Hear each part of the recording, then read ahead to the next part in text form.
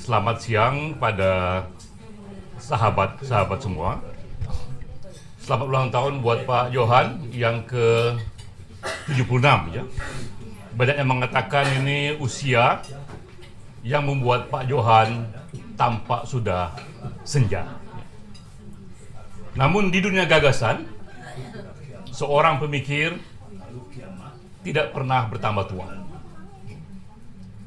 Di dunia gagasan, seorang pemikir bahkan tak pernah mati, karena gagasannya akan terus dihidup-hidupkan kembali oleh komunitasnya karena the power of ideas. Karena kuatnya gagasan itu, karena relevannya gagasan itu, jika gagasan itu tidak pernah mati.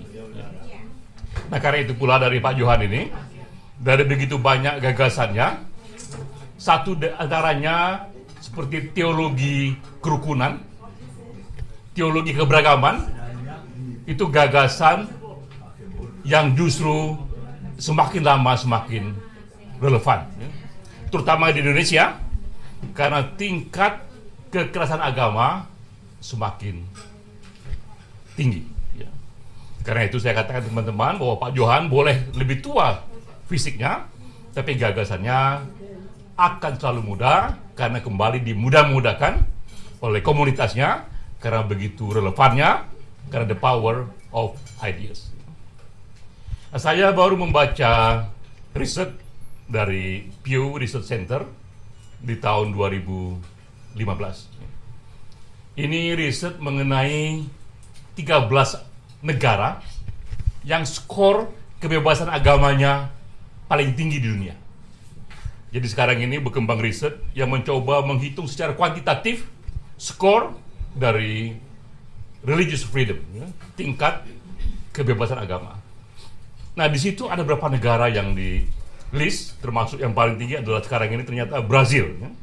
Ada Brazil, ada Afrika Selatan, ada Korea Selatan, ada Jepang, ada Amerika, ada Prancis, Inggris.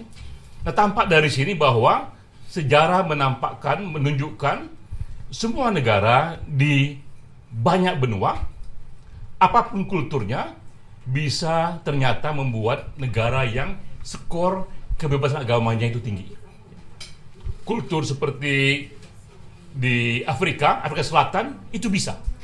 Tak hanya kultur liberal saja yang bisa membuat sebuah negara menciptakan negara yang skor kebebasan agamanya tinggi, tapi juga negara seperti di Brazil, negara seperti di Afrika Selatan, negara seperti di Jepang. Jadi kultur Asia, kultur Amerika Latin, kultur Afrika pun bisa menciptakan satu negara yang melindungi kebebasan beragama. Tidak hanya kultur liberal. Namun sayangnya, di antara negara-negara yang skornya tinggi itu, tidak ada negara yang datang dari kultur Islam. Dari 13 negara yang tinggi skornya itu, dari aneka benua, tak ada negara yang datang dari kultur Islam. Kalau saya periksa lagi, data dari Pew Research itu, untuk negara-negara yang skor kebebasan agamanya sangat rendah, tampak di sana ada negara Afghanistan, negara Iran, negara Irak, negara Mesir, dan juga negara Indonesia. Jadi Indonesia per hari ini termasuk negara yang skor kebebasan agamanya sangat rendah. Ini dihitung secara kuantitatif oleh lembaga yang berwibawa, Pew Research Center. Sehingga membuat orang bertanya, what went wrong dengan Islam? Karena dari data yang ada, tak ada satupun negara yang datang dari kultur ini yang skornya tinggi untuk kebebasan agama. Padahal dari kultur lain ada, ya dari Asia ada, dari Amerika ada, dari Afrika ada, dan justru banyak sekali yang skornya rendah. What went wrong? Terlalu banyak orang mengatakan bahwa Islam saat ini membutuhkan seorang reformer seperti Martin Luther di agama Kristen, ya, yang di abad pertengahan dia bisa banyak sekali merevolusi agama Kristen untuk kembali ke ajaran-ajaran yang lebih mencerahkan itu. Apa benar itu penyebabnya bahwa kita kekurangan seorang reformer, seorang menginterpretasi ulang Islam di era sekarang. Ya. Dugaan saya bukan itu sebabnya, karena kita pun di Islam tak kekurangan reformer. Di generasi Pak Johan ada Nurholis Majid, ada Gus Dur, ada Pak Johan, ya, dan banyak lagi yang lain. Ya. Lalu di mana ininya ini? Yang jadi missing link-nya ini, ya? Mungkin yang kosong di era sekarang ini adalah menurut saya tak tampilnya mesin pendakwah, ya, yang mendakwakan nilai-nilai yang mencerahkan dari Islam. Karena masjid-masjid dikuasai oleh nilai-nilai yang sebaliknya. Karena itu hasilnya membuat tak terduga kita sudah mengalami 17 tahun reformasi. 17 tahun usia kebebasan politik dibuka untuk publik. Namun yang tak kita duga, di arus bawah terjadi radikalisasi, terjadi sektarianisme yang justru menunjukkan setelah reformasi, gelombang diskriminasi justru bertambah tinggi. Setelah reformasi, kekerasan atas agama justru bertambah tinggi.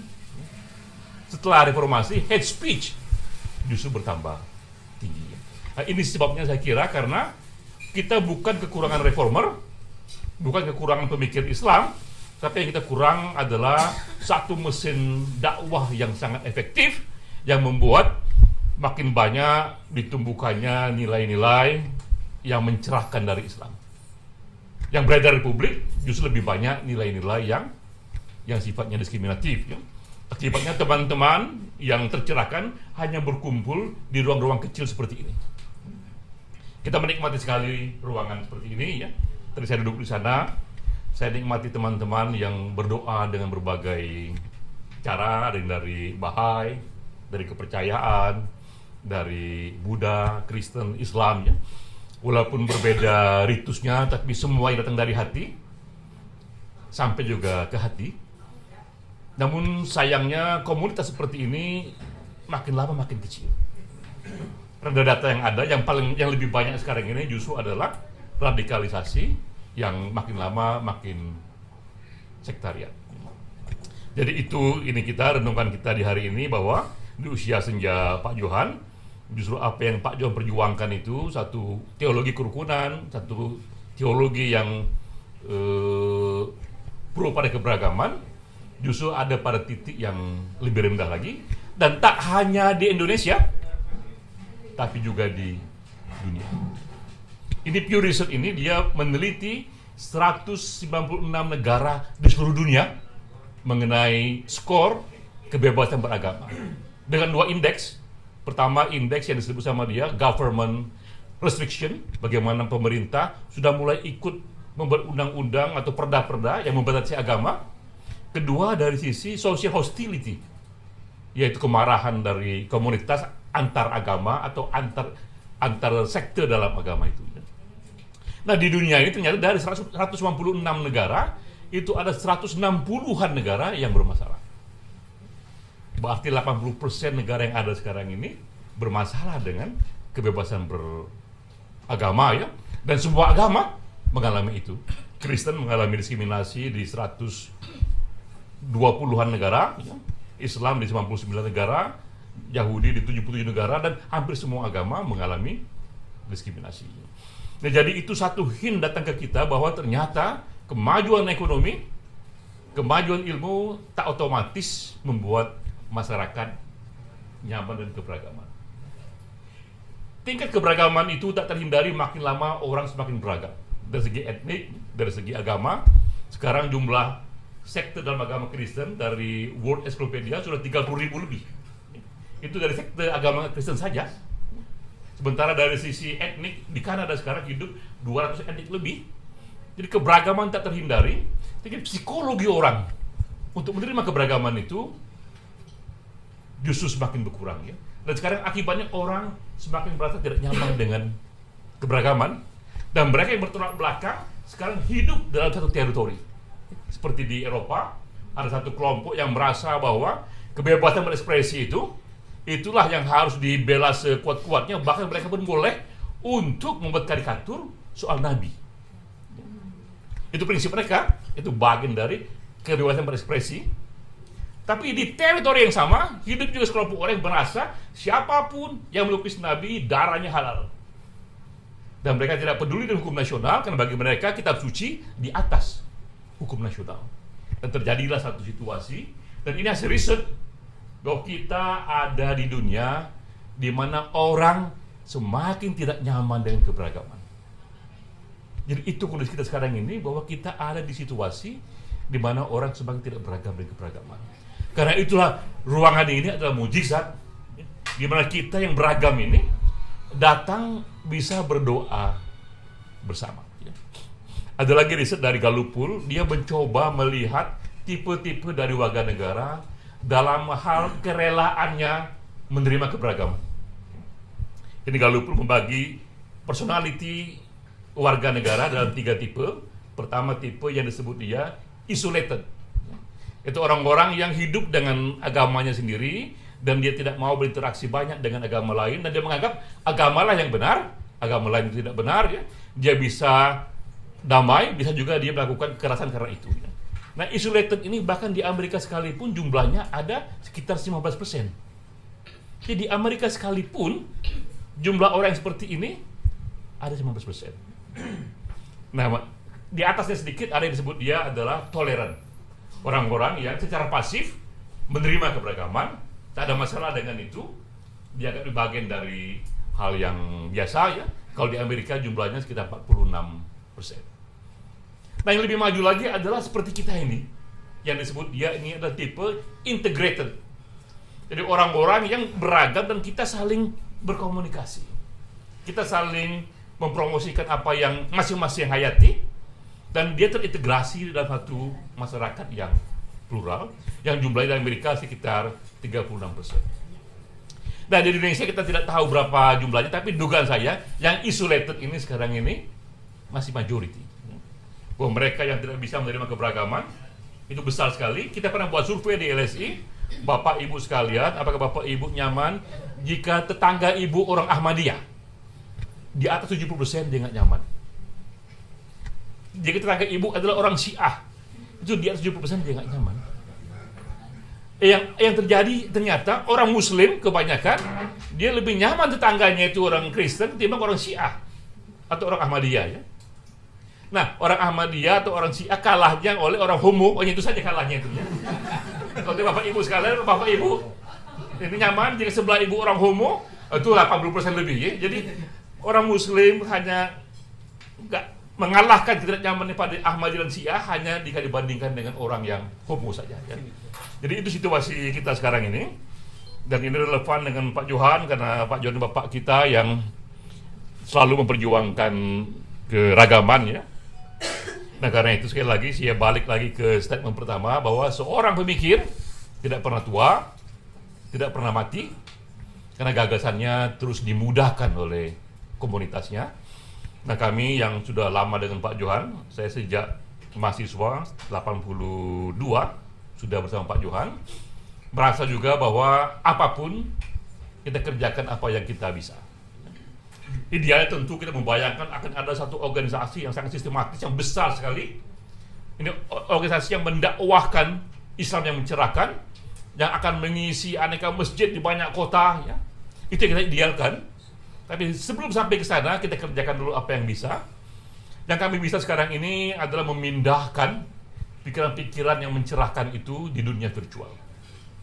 Tak lama lagi kita akan punya web yang semua pemikiran Nurholis Majid akan ada di sana. Jadi siapapun yang mau lihat Nurholis Majid akan ada di sana.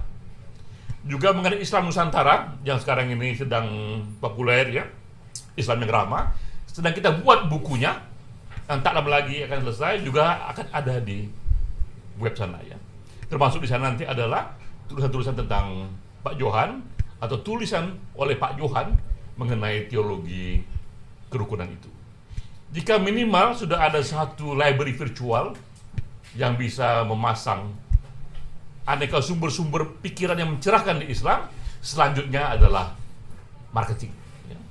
Sekarang kita belum tahap marketing karena sumbernya sendiri masih belum terlalu rapi, ya.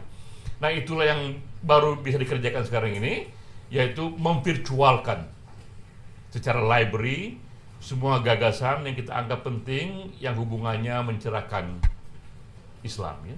Jika kita harap, jika kembali ada riset di tahun-tahun mendatang, terutama untuk Indonesia, kita tak lagi masuk dalam 10 negara terburuk dalam skor kebebasan agama. Ya.